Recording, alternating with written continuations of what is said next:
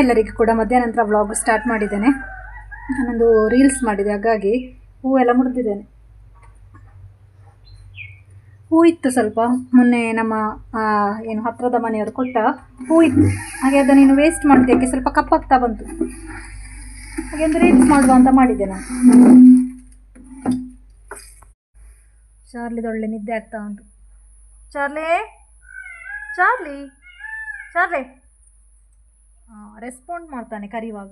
Hello Charlie, Charlie ಕೈ ಕೊರು, ಕೈ ಕೊರು Charlie, ಕೈ ಕೊರು, ಕೈ ಕೊರು ಚಾರ್ಲಿ. ಚಾರ್ಲಿ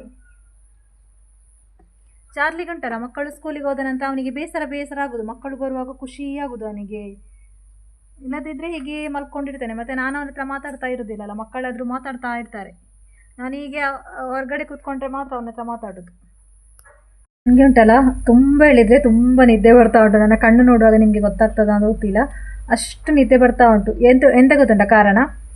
ಇವಾಗ ಬಿಗ್ ಬಾಸ್ ಸ್ಟಾರ್ಟ್ ಆಗಿದೆಲ್ಲ, 11 ಗಂಟೆವರೆಗೆ ಬಿಗ್ ಬಾಸ್ ನೋಡೋದು, ಅದರ ನಂತರ ಪಾತ್ರೆ ತೊಳಿಲಿಕ್ಕೆ ಹೋಗೋದು ನಾನು. ಆವಾಗ ಎಲ್ಲ ಆಗುವಾಗ 12 ಗಂಟೆ ಆಯ್ತಲ್ವಾ ಮಲಗುವಾಗ. ಮತ್ತು ಇವಾಗ ಬೆಳಿಗ್ಗೆ ಸ್ಕೂಲ್ ಇದ್ದ ಕಾರಣ ಬೇಗ ಹೇಳ್ಬೇಕಾಗ್ತದೆ. ಸ್ವಲ್ಪ ಹೊತ್ತು ಮಲಗುವ ಅಂತ ಹೇಳಿದರೆ ಅದಕ್ಕೆ ಆಪ್ಷನ್ ಇಲ್ಲ. ಹಾಗಾಗಿ ಏನು ತುಂಬ ಹಿಡಿದ್ರೆ ತುಂಬ ನಿದ್ದೆ ಬರ್ತಾ ಉಂಟು. ನನ್ನ ಗಂಡ ಯಾವಾಗಲೂ ಹೇಳಿದ್ದು, ಯಾಕೆ ಅಷ್ಟು ಕಷ್ಟದಲ್ಲಿ ನೀನು ಬಿಗ್ ಬಾಸ್ ನೋಡೋದು ಅಂತ. ಸುಮ್ಮನೆ ಒಂದು ಹುಚ್ಚ ಅಲ್ವಾ. ಇವಾಗ ನಮಗೆ ಯಾರಾದರೂ ಇಷ್ಟ ಇರುವ ಕಂಟೆಸ್ಟೆಂಟ್ ಅದರೊಳಗಡೆ ಇರುವಾಗ ನೋಡಲಿಕ್ಕೆ ಒಂದು ಇಂಟ್ರೆಸ್ಟ್. ಇವಾಗ ರಕ್ಷಿತಾ ಶೆಟ್ಟಿ ಇದ್ದಾಳಲ್ವ, ಹಾಗಾಗಿ ಖುಷಿ ಆಗ್ತದೆ ನೋಡಲಿಕ್ಕೆ ನನಗೆ. ಅದಕ್ಕೆ ಅವ್ರು ಹೇಳಿದ್ದು, ಅಷ್ಟು ಕಷ್ಟದಲ್ಲಿ ನೋಡೋದು ನಿನಗೆ ಡೇ ಟೈಮ್ ನೋಡಲಿಕ್ಕೆ ಆಗೋದಿಲ್ವ ಅಂತ. ನನಗೆ ಅವತ್ತಿದ್ದುಂಟಲ್ಲ, ಅವತ್ತೇ ನೋಡಬೇಕು, ಅವಾಗೊಂದು ಖುಷಿ. ಇವಾಗ ಮಾತ್ರ ನಿದ್ದೆ ಅಂತೂ ಕಂಟ್ರೋಲಿಗೆ ಸಿಗೋದಿಲ್ಲ. ಮತ್ತು ವೀಡಿಯೋಕ್ಕೊಂದು ಇವಾಗಲೇ ಒಂದು ಲೈಕ್ ಹಾಕಿ, ನನಗೆ ವಿಡಿಯೋದ ಲಾಸ್ಟಿಗೆ ಹೇಳಲಿಕ್ಕೆ ನೆನಪಾಗೋದಿಲ್ಲ. ಅದಕ್ಕೆ ನನ್ನ ಅಪ್ಪ ಹೇಳೋದು, ನಿನಗೆ ಲೈಕ್ ಬೀಳೋದು ಎಲ್ಲಿಗೆ, ನೀನು ಹೇಳ್ತೀಯ ವೀಡಿಯೋದಲ್ಲಿ ಲೈಕ್ ಹಾಕಲಿಕ್ಕೆ ಅಂತ. ಇವಾಗ ಹೇಳಿದ್ದೇನೆ, ನೋಡುವ ಎಷ್ಟು ಲೈಕ್ ಬೀಳ್ತದೆ ಅಂತ. ನಾನು ವ್ಲಾಗನ್ನು ಮತ್ತೆ ಕಂಟಿನ್ಯೂ ಮಾಡ್ತೇನೆ, ಯಾಕೆಂತ ಹೇಳಿದ್ದು ನಿದ್ದೆ ಅಂತ ಇವತ್ತು ಕಂಟ್ರೋಲಿಗೆ ಬರೋದಿಲ್ಲ. ಹಾಗೆ ಆಮೇಲೆ ನಾನು ಕಂಟಿನ್ಯೂ ಮಾಡ್ತೇನೆ. ನಿನ್ನೆ ವ್ಲಾಗ್ ನೆಕ್ಸ್ಟ್ ಡೇ ಕಂಟಿನ್ಯೂ ಮಾಡ್ತಾ ಇದ್ದೆ. ನೆಕ್ಸ್ಟ್ ಡೇ ಬೆಳಿಗ್ಗೆಯಿಂದ ನಿನ್ನೆ ಅರ್ಧದಲ್ಲಿ ನಿಲ್ಲಿಸಿದ್ದೇನಲ್ಲ, ಮತ್ತೆ ಕಂಟಿನ್ಯೂ ಮಾಡಲಿಕ್ಕೆ ಆಗಲಿಲ್ಲ. ಒಂದು ಬೆಳಿಗ್ಗೆಯ ನೀರು ದೋಸೆ ಆಗ್ತಾ ಉಂಟು. ನೀರು ದೋಸೆ ಮಾಡಲಿಕ್ಕೆ ಆವಾಗ ನಿಂತಿದ್ದೆ, ನೀನು ಕೂಡ ಆಗಲಿಲ್ಲ. ಒಂದೊಂದು ಕೆಲವು ಸಲ ಅಕ್ಕಿ ಕೂಡ ಒಳ್ಳೆದಿರುವುದಿಲ್ಲ, ಗೊತ್ತಿದ್ದು ಅಕ್ಕಿ ಅಷ್ಟು ಒಳ್ಳೆಯದಿಲ್ಲ. ಹಾಗಾಗಿ ತುಂಬ ಹೊತ್ತಾಯಿತು ನೀರು ದೋಸೆಯಲ್ಲಿ ಒದ್ದಾಡೋದು ನಾನು. ಎಲ್ಲ ದೋಸೆ ಹರಿತದೆ ತೆಗಿವಾಗ.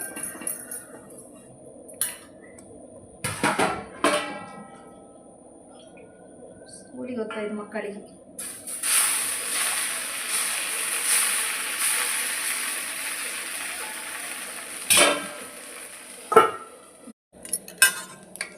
ನೀರು ದೋಸೆ ತೆಗೆಯುವಾಗ ಕರೆಕ್ಟಾಗಿ ಬರೋದಿಲ್ಲ ಇವತ್ತು. ಹೇಗೋ ಮಾಡಿ ಇಷ್ಟು ಮಾಡಿಬಿಟ್ಟೆ ನಾನು. ನೀರು ದೋಸೆ ಹಿಟ್ಟು ತೆಳುವಾಗಿದೆ ಅಂತ ಅಂದ್ಕೊಂಡಿದ್ದೇನೆ.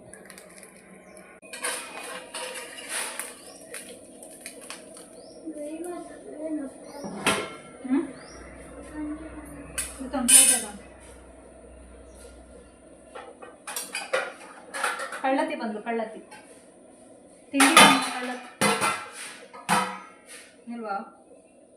ಖುಷಿ ಕಳ್ಳತಿ ಬಂದು ಮಾಡು ಹೆಂಗೆ ದೋಸೆ ಮೇಲೆ.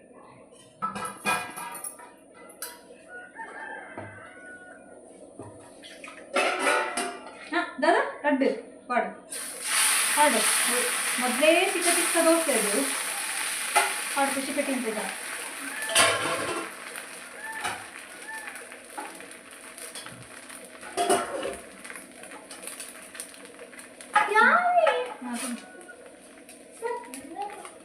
ದಾದಾ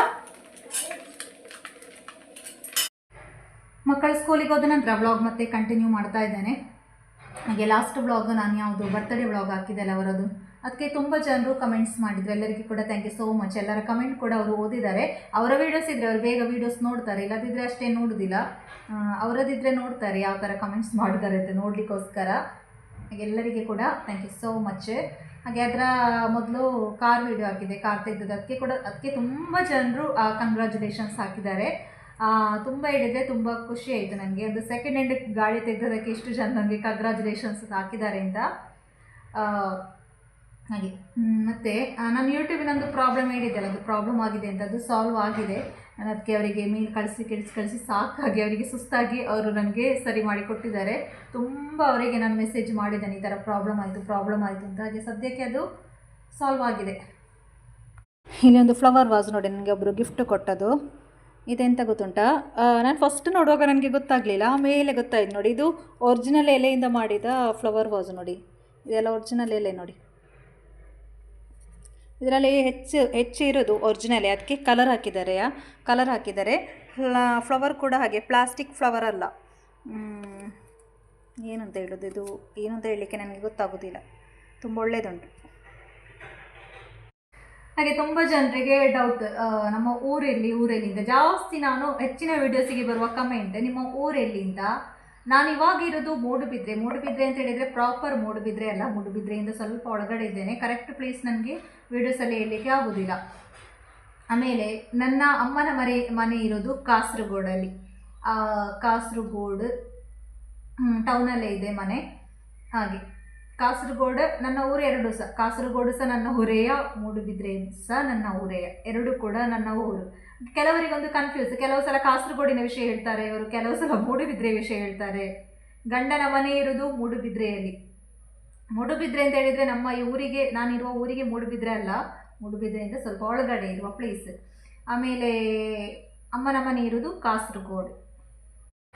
ನಾನು ಫಸ್ಟ್ ಸ್ಟ್ಯಾಂಡರ್ಡಿಂದ 7th ಕಾಸರಗೋಡು GUP ಸ್ಕೂಲ್ ಅಂತ ಇತ್ತು, ಅಲ್ಲಿ ಕಲಿತದ್ದು. ಅದರ ನಂತರ 8th 10th ಅಲ್ಲಿ ಹತ್ತಿರದಲ್ಲಿ BM ಹೈಸ್ಕೂಲ್ ಅಂತ ಉಂಟು, ಅಲ್ಲಿ ಕಲಿತೆ ನಾನು. ಅದರ ನಂತರ ಕಾಲೇಜಿಗೆ ನಾನು 11th 15 ವಿಮೆನ್ಸ್ ಕಾಲೇಜ್ ನೆಲ್ಲಿಕುಂಜೆ ಅಂತ ಒಂದು ಸ್ಥಳ ಇತ್ತು, ಅಲ್ಲಿ ಕಲಿತದ್ದು ನಾನು ಡಿಗ್ರಿವರೆಗೆ. ಅಲ್ಲಿಗೆ ನಾನು ಸ್ಟಾಪ್ ಮಾಡಿದ್ದೆ, ಸಾಕು ಇನ್ನು ಕಲಿತದ್ದು ಅಂತ. ಮತ್ತು ನನಗೆ ಇಂಟ್ರೆಸ್ಟ್ ಕೂಡ ಇಲ್ಲ ಇದು ಕಲೀಲಿಕ್ಕೆ, ಹಾಗೆ ಅಲ್ಲಿಗೆ ಸ್ಟಾಪ್ ಮಾಡಿದೆ. ಇಲ್ಲಿ ಈರುಳ್ಳಿ ಉಂಟಿದ್ದು, ನಿನ್ನೆ ಅವರು ಶುಕ್ರವಾರ ಸಂತೆಯಲ್ಲಿ ಸ್ವಲ್ಪ ಕಮ್ಮಿಗೆ ಸಿಗ್ತದೆ.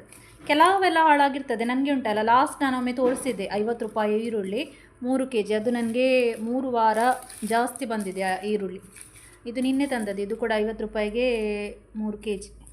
ಈ ಸಲದ್ದು ಮಾತ್ರ ಸ್ವಲ್ಪ ದೊಡ್ಡ ಉಂಟು. ಕೆಲವೊಂದು 3-4 ಹಾಳಾಗಿರ್ತದೆ, ಅದೇನು ಮಾಡಲಿಕ್ಕೆ ಆಗೋದಿಲ್ಲ ನೋಡಿ. ಈ ಥರ ಕೆಲವಿರ್ತದೆ ಒದ್ದೆಯಾಗಿ ನೋಡಿ, ಇದು ಸ್ವಲ್ಪ ಒದ್ದೆಯಾಗಿದೆ.